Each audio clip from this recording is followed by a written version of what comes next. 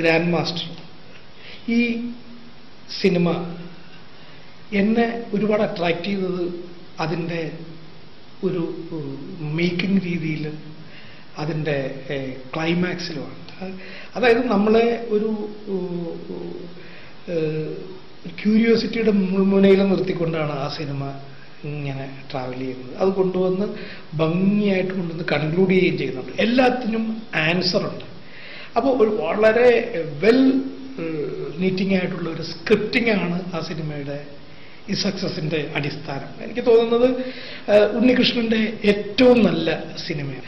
ലാലിൻ്റെ ഈ വർഷത്തെ ഏറ്റവും ബെസ്റ്റ് പെർഫോമൻസ് കൂടിയാണ് ഈ സിനിമ എന്നും കൂടിയാണ് ഇതിൻ്റെ സക്സസിൻ്റെ അടിസ്ഥാനം.